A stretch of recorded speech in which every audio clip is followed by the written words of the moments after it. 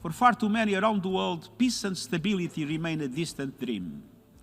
In Afghanistan, where we must boost humanitarian assistance and defend human rights, especially of women and girls. It's also important to continue dialogue with Taliban. Boycotting them will only lead to polarization and reactions, whereas dialogue could be fruitful. Afghanistan may be facing its most perilous hour as global leaders attempt to overcome division and despair at the United Nations General Assembly.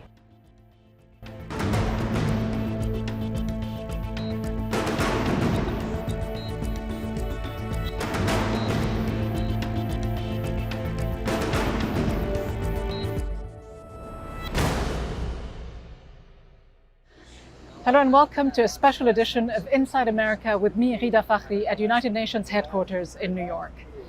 At the UN's annual General Assembly meetings this week, there has been a renewed call for upholding the values and principles the UN was founded on 76 years ago: peace, justice, equality, and human rights. Secretary General Antonio Guterres spoke about the breakdown in trust and the loss of faith, saying now is the time to deliver and inspire hope. The world must wake up.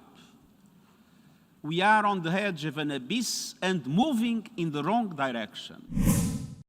Nowhere more so than in Afghanistan, where the UN has warned that the country is facing one of its most perilous hours. The country had been facing a humanitarian crisis for years, a serious economic and humanitarian crisis despite 2 decades of heavy American, NATO and UN involvement. The Secretary General has warned that food could run out by the end of this month, and the World Food Programme says 14 million people are on the brink of starvation. Over half of the population is aid dependent. While the humanitarian situation in Afghanistan remains dire, the diplomatic battle this week here at the UN might center around the Credentials Committee and the General Assembly, which will have to decide who represents the government of Afghanistan. For now, it is still the representative of the ousted Ghani government, who is in New York, Ambassador Ghulam Isaksai. No member state of the UN claims that Ashraf Ghani or his vice president represent the legitimate government of Afghanistan, and yet, while regional players like Qatar are urging other member states to engage with the Taliban, no country has officially recognized the Islamic Emirate of Afghanistan. At a press conference earlier this week, Taliban spokesman Zabihullah Mujahid called on the international community to recognize the interim government. The United Nations is a credible institution in the world, and it is their duty to recognize our government.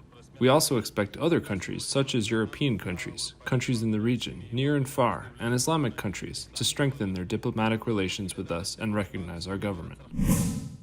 So then, will they? I sat down with Zeid Ra'ad Al Hussein, the former UN High Commissioner for Human Rights. He previously served as Jordan's ambassador to the UN. He was the first president of the governing body of the International Criminal Court and is currently the president of the International Peace Institute, a think tank focusing on the UN. Ambassador Zeid Ra'ad Al Hussein, one of the key issues this year at the UN General Assembly is Afghanistan, which is now under the control of the Taliban. They formed an interim government after 20 years of war, 20 years of US occupation. Yes. The moment US troops pulled out, the Afghan government, Afghan forces, which they had established, trained and equipped, simply collapsed like a house of cards. Yes. Were you surprised by this quick turn of events? Should we be surprised? To be honest, not really. I think 2 weeks prior to the collapse, some of us began to suspect that this was going to happen, partly because having tracked the developments in Afghanistan over the years, one sensed that many of the harder issues were being avoided, glided over, and we almost deluded ourselves into thinking that if we solved the easier problems, the harder issues would disappear, and they of course haven't, and they came back with a vengeance. They came back with a vengeance, and there are those saying that today the situation is so dire, though it has been for a number of years, and the UN hasn't seemed to be very present on the ground. It seemed to have been quite muted. Your successor as High Commissioner for Human Rights, Michelle Bachelet, expressed strong skepticism about the situation, saying that the Taliban stated commitments don't match the reality on the ground. She's even called for an investigatory mechanism to monitor developments on the ground. Is she right? Is that needed? Yes, there has to be quite an intensive monitoring mechanism in place. And especially if, as we all suspect will be the case, there are going to be some trade-offs expected or introduced into the discussion with the Taliban. Barring any such mechanism, it'll be very difficult to see to what extent the international community can cater to or establish a working relationship with them such that humanitarian aid can be made available, or that they could have some access to credit if they get themselves off the heroin economy. But should that be the priority, though? Because let's face it, the United Nations has been muted for the last 20 years, even when there have been serious allegations of war crimes committed by US and NATO forces, not to mention the continuing drone strikes that have killed a lot of civilians with complete impunity. Well, I would take issue. I seem to remember that when I was in the office that Michelle Bachelet holds now, no, we were quite vocal when there were drone strikes that went awry, when civilians were killed. We had that famous case of the MSF hospital in Kunduz that was attacked, and I think right away we condemned it and asked for a criminal investigation to be launched, and the US didn't follow through with it. So we were not shy, and we had a very able office in Afghanistan monitoring the situation. But that was your office. It wasn't the office of the Secretary General or the Security Council. Well, we reported to them. It does require, yes, it does require all of us to be vocal to, in the context of, I'm speaking now as someone who used to occupy the office, it does require us to be vocal in the conduct of a sort of form of public diplomacy to sort of supplement the private discussions one has with all the actors. I think in this case, it is important to establish a sine qua non for anything that may happen. You want to work with us as an international community, then the cost needs to be a human rights monitoring mechanism spread throughout the country that will report on violations. Now, there are going to be issues where, of course, the human rights community and the Taliban are not going to agree, and on many concerning the rights of women. So long as there's a discussion to try and resolve them, and one suspects that there are going to be parts of the Taliban government which are going to be more amenable to suggestion and to change, and others that are going to be extremely sort of hard line. And I think we would have to, at each stage, and I'm speaking as if I was still in the position of prominence in the UN, but you'd have to then untangle each knot as it came along. The Secretary General of the UN says Afghanistan is facing its most perilous hour. He says the people of Afghanistan are, quote, facing the collapse of an entire country all at once. Is this alarmist doomsday warning warranted in your opinion? Because, again, let's be frank, Afghanistan has been facing a dire situation for many, many years. The World Food Programme now says 14 million people are on the brink of starvation. The SG himself has warned that by the end of the month, the country could run out of food. But that didn't happen overnight, did it? Yeah, so there are two parts to this. Yes, certainly there is this deep concern about food security. And as was said by the World Food Programme and the Secretary General, this is something that has to be maintained uppermost in our thinking. But there have been significant number of press reports basically saying that people outside of Kabul are also, to some extent, relieved that the fighting has stopped. That at least temporarily, yes, they can expect a future, unless there is significant pressure brought on the Taliban, a future of repressive measures being imposed on them.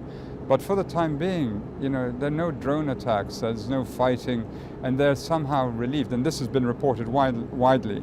But that will pass, and I think that's why there's all the more need now on the part of the international community to be very active on Afghanistan. But when you consider that over half the population is aid dependent, after Yes. 20 years of US occupation, 20 years of UN Yes. involvement, it's a dismal record. It can't all be blamed on the Taliban, can it? No, I mean, it's not just the UN. The donor community invested huge amounts of money.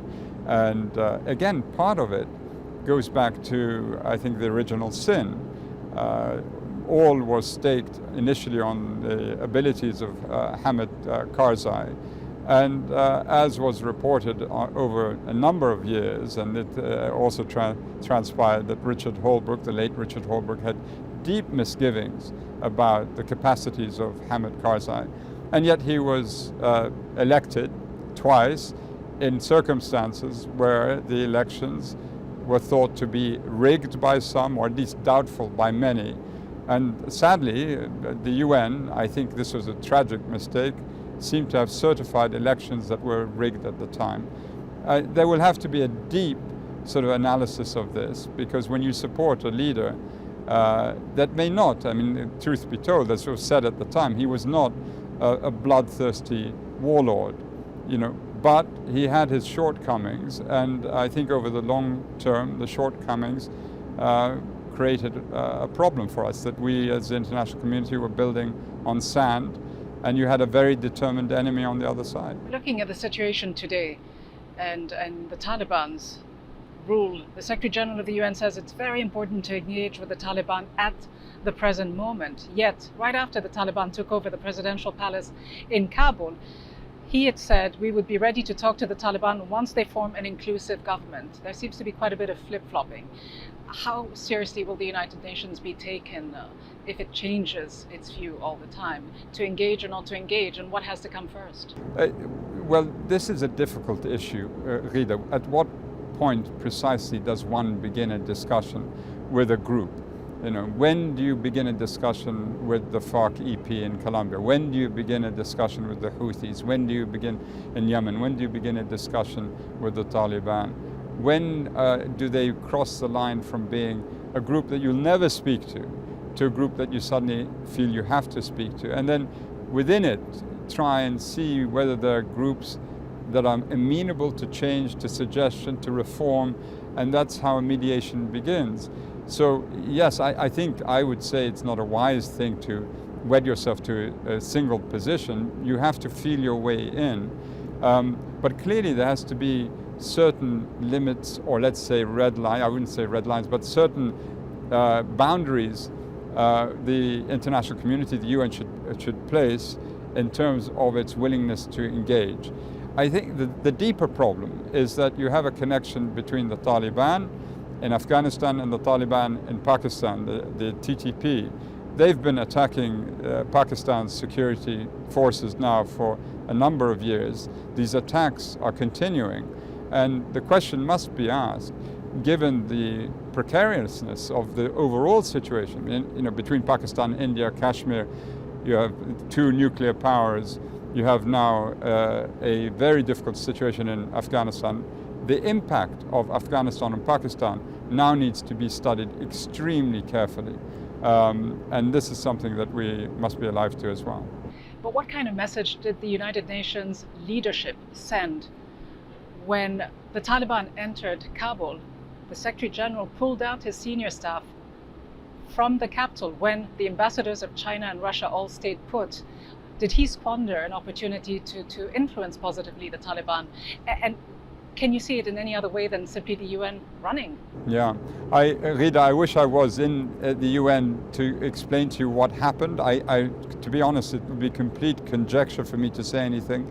It does seem a bit odd. I mean, the UN in general is in most places where there is conflict. Sometimes the UN pulls out. In Libya, of course, for many years, the UN was not present in the way that it should have been, and was criticized for it. So I don't know the exact calculations that were made at the time, but it could be interpreted, yes, that what we don't want to give is the impression that we've entered into some timeline of abandonment, that the international community is abandoning crises. It's abandoning the situation in Tigray in Ethiopia, has abandoned the people of Myanmar, is abandoning the people of Syria, or abandoning. The impression, I think, for the average person is that the intensity of focus is not there. And so what is it telling us? I mean, are we in danger of abandoning the planet? And we have the climate change agenda coming, and that's also going to impinge on Afghanistan, Pakistan in a very major way, as has been reported. Staying with Afghanistan for another few moments, the situation, as we say, is quite dire. That's plain for everyone to see.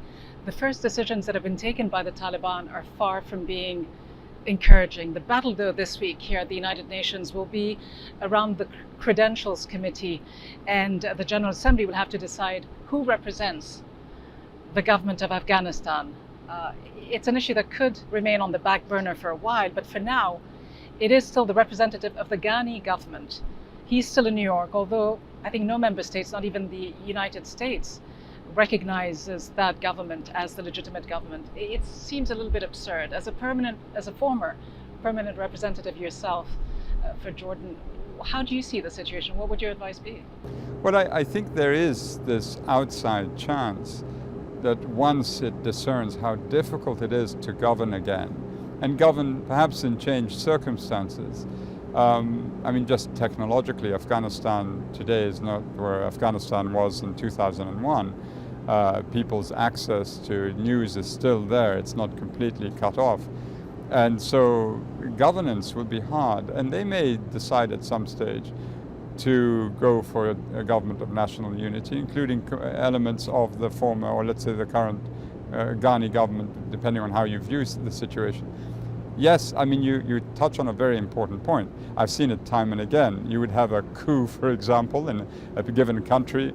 Everyone would condemn it, and then a year later, the representative of the coup leader becomes credentialed, and the coup leader is the president of the country and is invited to come to the General Assembly. So we've seen it time and again. Yeah, what is seen to be a disgraceful act of, usurpation of power sort of becomes normalized over time. So one learns never to say never. But I think the point is that there is leverage to be exercised. How is that leverage being exercised? And that the Taliban will need the support of the international, especially given, if it holds true to its stated commitment not to depend on a heroin economy, but to depend on something else, partly in the beginning, of course, on the humanitarian support given to it, and then trying to create an economy that's viable for the country. It will need to give somewhere, and so that's where the discussion will be met. But do you expect this whole issue of credentials and recognition, I think and that's so on, where to become the a leverage. tug of war? Yes. A tug of war between the Chinese, the Russians, the Europeans, Potentially, and yes, the US. of course. You're absolutely right. I mean, we are specialists in not just dealing with an issue directly, but bringing a lot of other baggage, a lot of other issues along, and then looking for trade-offs. That can happen. That can't be excluded. But all focus will be on Afghanistan for the time being, and I think particularly because the broader region also is of concern. I mentioned Kashmir. The situation in the valley is still, of concern. Unresolved issues between India and Pakistan, the TTP in Pakistan. This is an area that needs attention. Several key members of the new Afghan government are on the UN's sanctions list. The Prime Minister, both Deputy Prime Ministers, the Foreign Minister as well. That complicates the issue, doesn't it? Yes and no, it could do. But again, it's a form of leverage. If they want to be taken off it, then there's something you can negotiate over. Should they be removed from that list? Well, it depends what they're willing to give. And again, it depends what thresholds the international community is going to set for them. And I suspect that you look at a whole series of potential levers that you would pull, and then the negotiation would begin. We know that these sanctions lists, though, often respond to political imperatives. They're far from being scientific. You're right. Having presided over 2 sanctions committees, and at times decisions are taken in the most bizarre way, totally unrelated to what's happening on the ground, but for geopolitical reasons, the tug of war between the major powers, or between China and Russia on one side and the United States and France, Britain on the other, or the UK on the other. And so you have that. But I'm hoping that there will be enough maturity in the room, so to speak, such that you would have an understanding that it's to no one's advantage in having a complete sepsis in the form of Afghanistan, a poison that will just further inflame whatever instability currently exists in the region. But do you think that these coercive measures should be reevaluated? Because let's face it, in the last 20 years, many people have blood on their hands in the case of Afghanistan, have perpetrated war crimes on both sides. Sanctions are known to be political tools, aren't they? Can the UN engage with the Taliban as long as some of its key cabinet members are on the sanctions list? Well, the standard that the UN used to adopt, and I still think it adheres to it, is that anyone who is formally indicted by an international tribunal is off limits unless there are exceptional reasons why there's contact with them. But otherwise there should be no contact with anyone formally indicted by an international tribunal. Anyone who's not, then it's a matter of then deciding who, how, what is the threshold, what is the boundary, what will we accept, not accept, and then open a negotiation with them. And I think that's probably the right approach. You've long railed against the Security Council's veto powers. You say that the United Nations, and you said this a few years ago, is on the brink of collapse, that it is not sustainable that 5 permanent members should have so much sway on the remaining 188 member states. But has anything changed fundamentally, or is it all just wishful thinking? Yeah. Well, you know, if perhaps the best metaphor I can think of, and may not be a good metaphor, but the best one I can think of, is to imagine a professional sports league, either in the United States or anywhere else in the world, that's highly moneyed. And the power lies with the owners of the clubs, the franchise. It lies with the star players who have a huge following, are extremely well paid. And so in real terms, all power lies with them. But when the game is played, all power devolves to the referees, the umpires, the officials. They are often unknown. They're paid meager salaries. When the player at the end of the game jumps into a Lamborghini, the star player, the referee takes a bus. Right? But on the field of play, it's the referee that decides the points, the scoring, the penalties, everything. The UN is a sort of referee.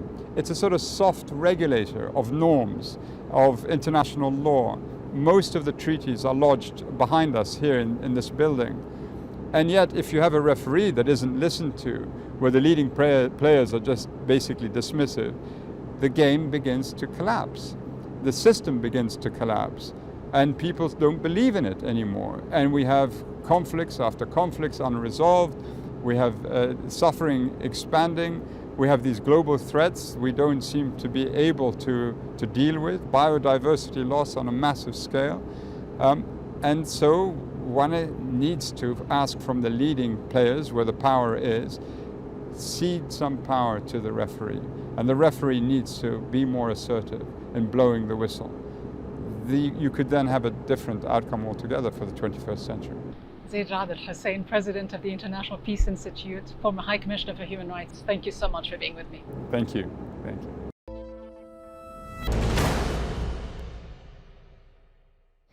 We face a moment of truth. Now is the time to deliver and inspire hope.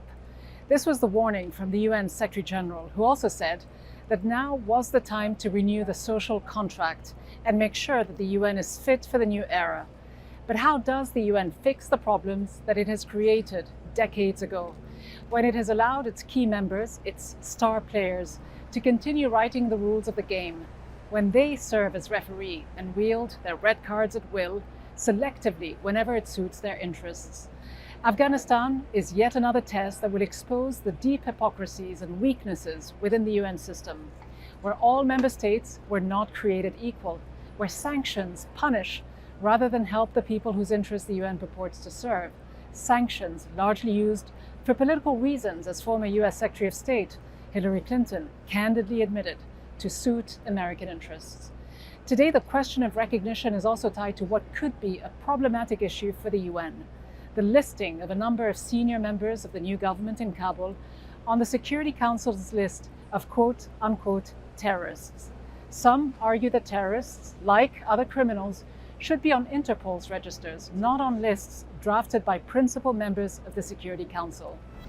And so, in short, for an institution that advocates respect for universal human rights, the UN has become judge and jury by placing individuals on blacklists outside of legal processes or judicial review.